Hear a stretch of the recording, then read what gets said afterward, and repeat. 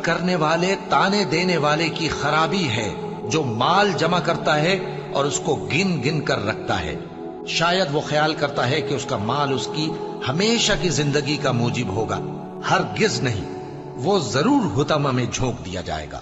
اور تم کیا سمجھے کہ حطمہ کیا ہے؟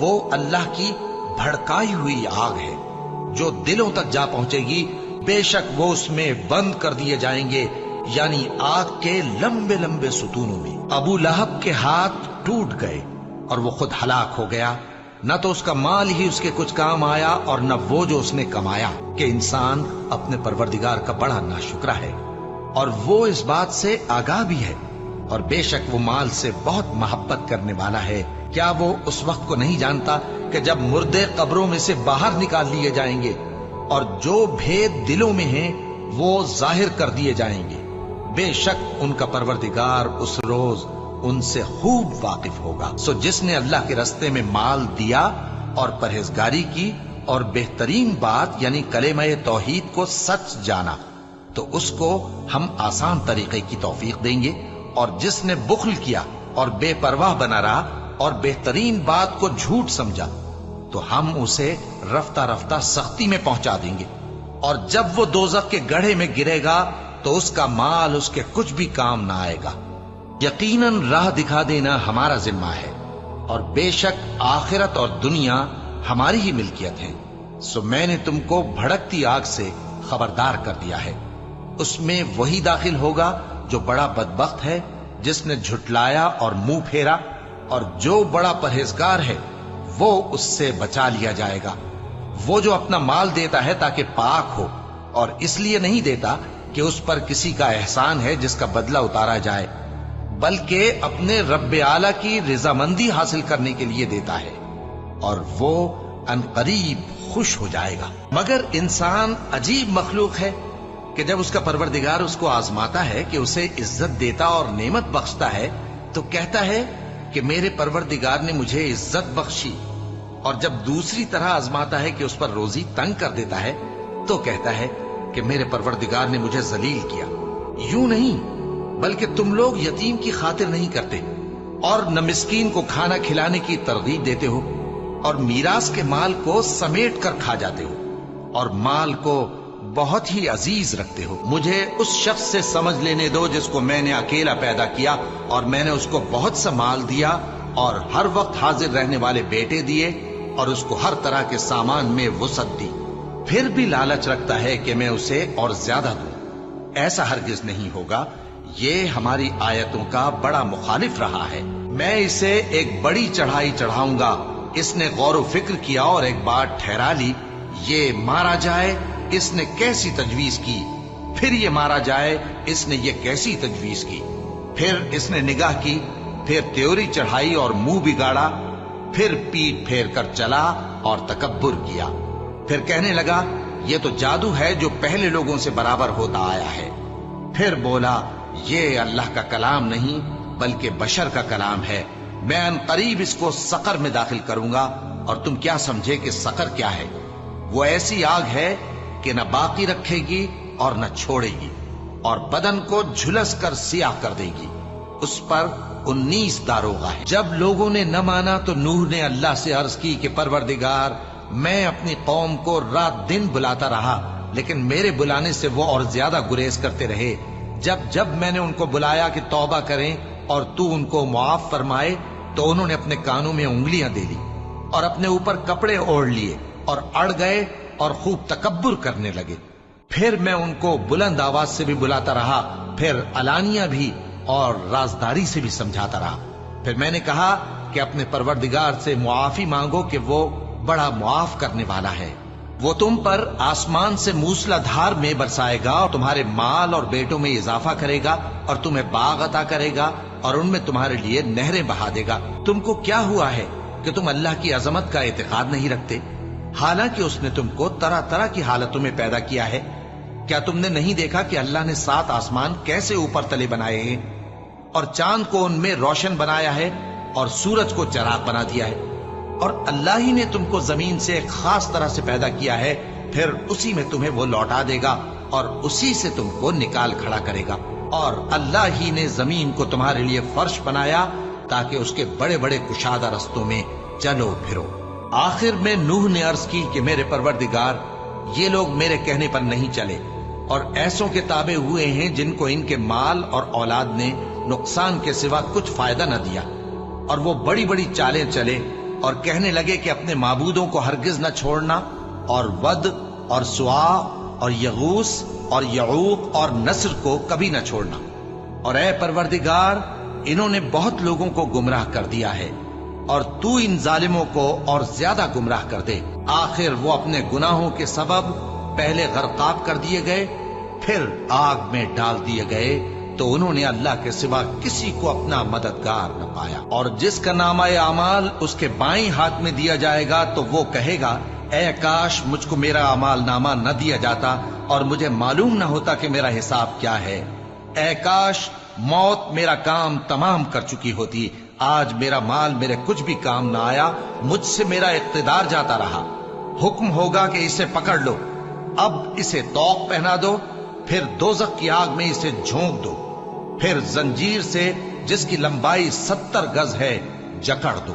یہ نہ تو اللہ عظمت والے پر ایمان لاتا تھا اور نہ فقیر کے کھانا کھلانے کی ترغیب دیتا تھا، سو آج اس کا بھی یہاں کوئی دوست نہیں اور نہ اس کے لیے کوئی کھانا ہے سوائے زخموں کے دھون کے، جس کو گناہگاروں کے سوا کوئی نہیں کھائے گا۔ تحقیق تمہارا پروردگار اس کو بھی خوب جانتا ہے جو اس کے رستے سے بھٹک گیا، اور ان کو بھی خوب جانتا ہے جو سیدھے رستے پر چل رہے ہیں۔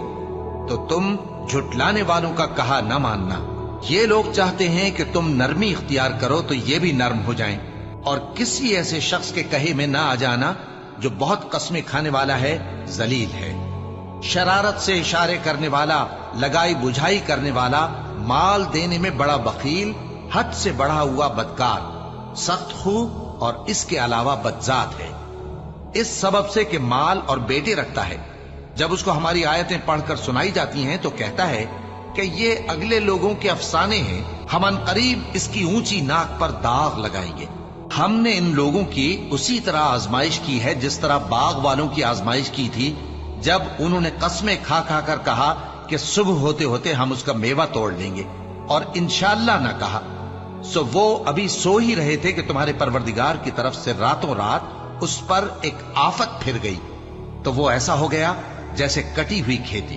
پھر جب صبح ہوئی تو وہ لوگ ایک دوسرے کو پکارنے لگے کہ اگر تم کو کاٹنا ہے تو اپنی کھیتی پر سویرے ہی جا پہنچو۔ سو وہ چل پڑے اور آپس میں چپ کے کہتے جاتے تھے کہ آج وہاں تمہارے پاس کوئی فقیر نہ آنے پائے، اور کوشش کے ساتھ سویرے ہی جا پہنچے، گویا پیداوار پر قادر ہیں۔ پھر جب انہوں نے باغ کو دیکھا تو ویران، کہنے لگے کہ ہم رستہ بھول گئے ہیں، نہیں بلکہ ہم بے نصیب ہو گئے۔ ایک جو ان میں سمجھدار تھا بولا، کیا میں نے تم سے نہیں کہا تھا کہ تم تسبیح کیوں نہیں کرتے؟ دوسرے کہنے لگے کہ ہمارا پروردگار پاک ہے، بے شک ہم ہی قصوروار تھے۔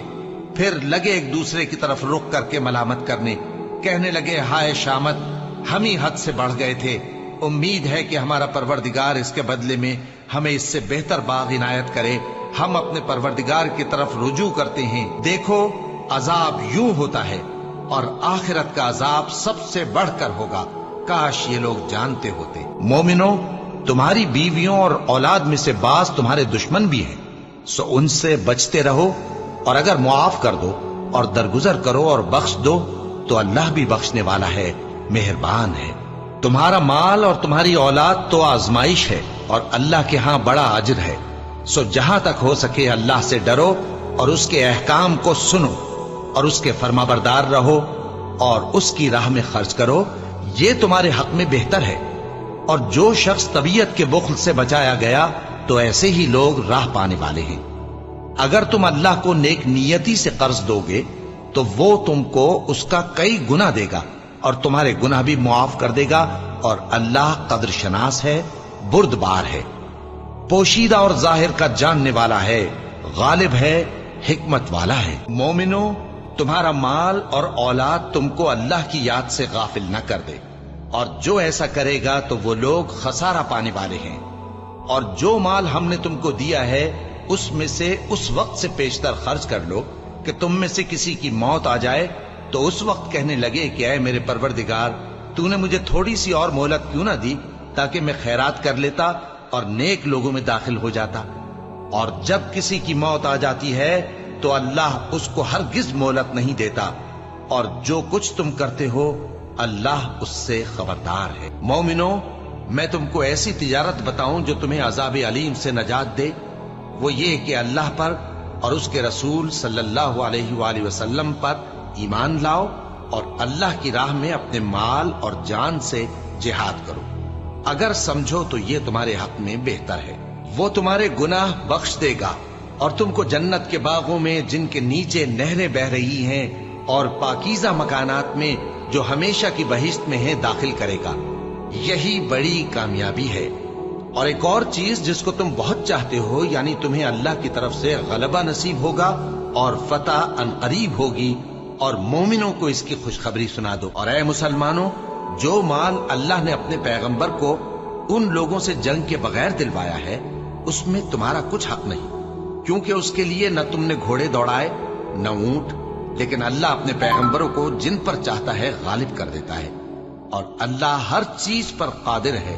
جو مال اللہ نے اپنے پیغمبر صلی اللہ علیہ وآلہ وسلم کو بستیوں والوں سے دلوایا ہے وہ اللہ کے اور پیغمبر کے قرابت والوں کے اور یتیموں کے اور حاجت مندوں کے اور مسافروں کے لیے ہے، تاکہ جو لوگ تم میں دولت مند ہیں انہی کے ہاتھوں میں نہ گردش کرتا رہے، اور جو چیز تم کو پیغمبر صلی اللہ علیہ وآلہ وسلم دیں وہ لے لو، اور جس سے منع کریں اس سے باز رہو، اور اللہ سے ڈرتے رہو، بے شک اللہ سخت عذاب دینے والا ہے۔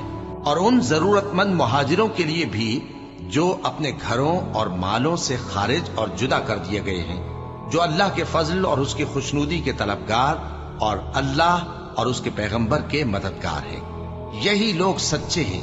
اور ان لوگوں کے لیے بھی جو مہاجرین سے پہلے اس گھر یعنی مدینے میں مقیم ہیں اور ایمان میں مضبوط ہیں، اور جو لوگ ہجرت کر کے ان کے پاس آتے ہیں وہ ان سے محبت کرتے ہیں، اور جو کچھ ان کو ملا اس سے اپنے دل میں کچھ خواہش اور خلش نہیں پاتے، اور ان کو اپنی جانوں پر مقدم رکھتے ہیں خواہ وہ خود بھی فاقے سے ہوں۔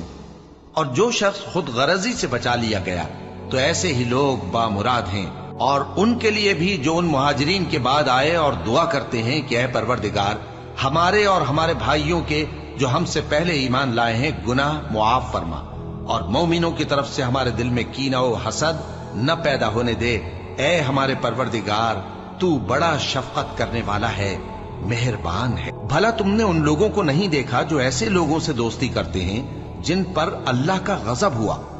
وہ نہ تم میں ہے نہ ان میں، اور جان بوجھ کر جھوٹی باتوں پر قسمیں کھاتے ہیں۔ اللہ نے ان کے لیے سخت عذاب تیار کر رکھا ہے۔ یہ جو کچھ کرتے ہیں یقیناً برا ہے۔ انہوں نے اپنی قسموں کو ڈھال بنا لیا ہے اور لوگوں کو اللہ کے رستے سے روک دیا ہے، سو ان کے لیے ذلت کا عذاب ہے۔ اللہ کے عذاب کے سامنے نہ تو ان کا مال ہی کچھ کام آئے گا اور نہ اولاد ہی کچھ فائدہ دے گی۔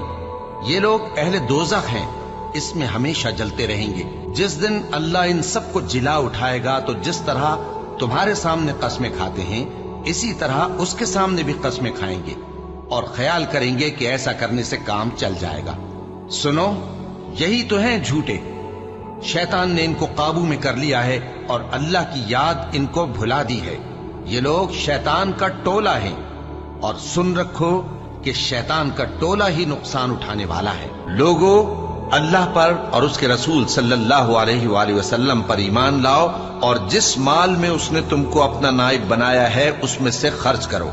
اب جو لوگ تم میں سے ایمان لائے اور مال خرچ کرتے رہے ان کے لیے بڑا ثواب ہے۔ جان رکھو کہ دنیا کی زندگی محض کھیل اور تماشا اور زینت و آرائش اور تمہارے آپس میں فخر و ستائش اور مال و اولاد کی ایک دوسرے سے زیادہ طلب و خواہش ہے۔ اس کی مثال ایسی ہے جیسے بارش کہ اس سے اگنے والی کھیتی کسانوں کو بھری لگتی ہے، پھر وہ کھیتی خوب زور پر آتی ہے، پھر اے دیکھنے والے تو اس کو دیکھتا ہے کہ پک کر زرد پڑ جاتی ہے، پھر چورا چورا ہو جاتی ہے۔ اور آخرت میں کافروں کے لیے عذاب شدید اور مومنوں کے لیے اللہ کی طرف سے بخشش اور خوشنودی ہے۔ اور دنیا کی زندگی تو دھوکے کا سامان ہے۔